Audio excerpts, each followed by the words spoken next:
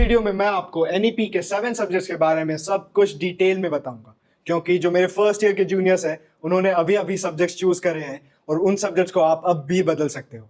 मैं खुद एनईपी में पूरे 1 साल पढ़ चुका हूं और मेरे कॉलेज में बहुत सारे ऐसे दोस्त हैं जिन्होंने गलत सब्जेक्ट चूज कर लिया और वो उस बात को अब भी रिग्रेट कर रहे हैं। तो इस बात को ध्यान में रखते हुए लेट्स स्टार्ट द वीडियो। आपके पहले 3 पेपर होते हैं डिसिप्लिन स्पेसिफिक कोर्सेज यानी कि डीएससी। इसमें आपको डीएससी 1, डीएससी 2 और डीएससी 3 मिलेगा। ये आपका कॉलेज अलॉट करता है आपको और ये कंप्लीटली डिपेंड करते हैं जो सब्जेक्ट आपने चूज किया है उस पर। मैं आपको अपने एग्जांपल के साथ समझाता हूँ। मैं खुद एक पॉलिटिकल साइंस का स्टूडेंट हूँ, तो मेरा डीएससी 1 का पेपर है कोलोनियलिज्म, डीएससी 2 का है नेशनलिज्म और डीएससी 3 में मैं पढ़ रहा हूँ पॉलिटिकल थियरी।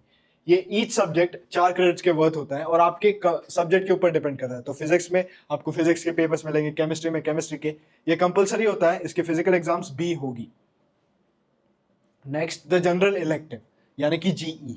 ये थोड़ा ट्रिकी है क्योंकि इसमें माइनर डिग्री का कॉन्सेप्ट आता है। मैं आपको ये बात अच्छे से समझाता हूँ। अगर आप अपने कॉलेज के टाइम में 6 सेमेस्टर अंडर ग्रेजुएट में पढ़ लेते हैं एक ही सब्जेक्ट के 6 पेपर, तो आपको उस सब्जेक्ट में एक माइनर डिग्री मिलती है। उस माइनर डिग्री के सब्जेक्ट को आप फ्यूचर में मास्टर्स में भी परस्यू कर सकते हैं।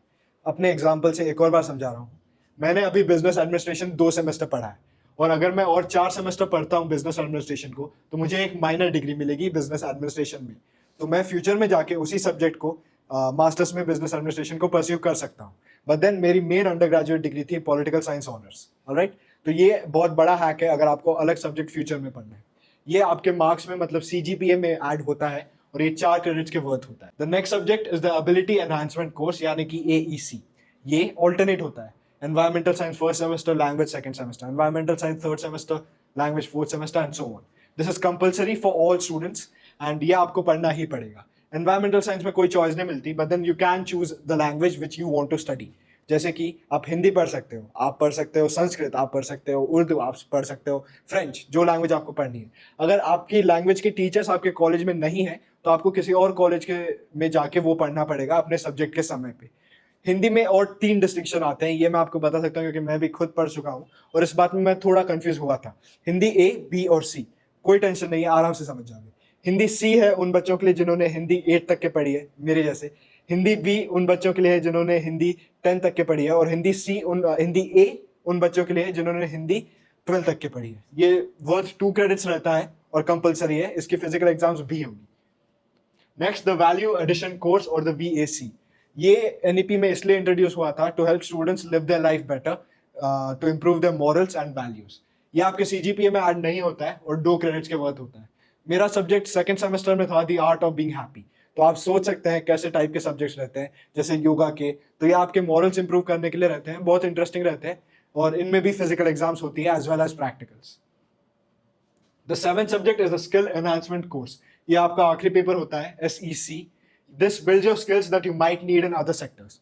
ये एक्सप्लेन करता हूं मैं। जैसे कि प्राइवेट सेक्टर्स में आपको बहुत सारी स्किल्स रहती है, इनोवेशन की, डिजिटल मार्केटिंग की, सोशल मीडिया मार्केटिंग की, ब्लॉग राइटिंग की। तो ये सब आप इस सब्जेक्ट में पढ़ सकते हैं। तो जो हैंड्स ऑन एक्सपीरियंस रहता है वो आपको कॉलेज के क्लासरूम में सीखने को मिलता है। इससे आपको 2 क्रेडिट मिलते हैं और एक टिप आपके लिए, you can get away with physical exams in this. मतलब जैसे आपने सब्जेक्ट चूज किया डिजिटल मार्केटिंग या इनोवेशन एंड एंटरप्रेन्योरशिप या सोशल मीडिया मार्केटिंग, इन सब्जेक्ट्स में आपको फिजिकल एग्जाम नहीं देना पड़ेगा। बट आई वुड रेकमेंड कि आप जो सब्जेक्ट आपको पसंद है इस लिस्ट में आप वही चूज करें, क्योंकि if it's in subject that you love आप एग्जाम आराम से लिख पाओगे and it's not that difficult exam. ये आपको 2 क्रेडिट देता है। This was all about the subjects.